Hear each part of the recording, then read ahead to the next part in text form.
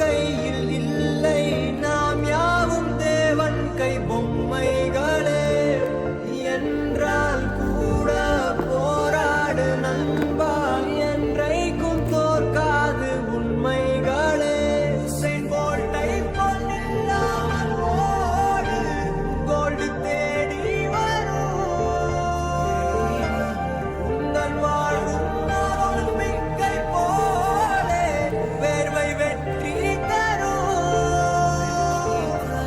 நாங்கள் ரிஷியும் இல்லை, ஓர் ருஷியில் சொன்னோம் முடிச்சா.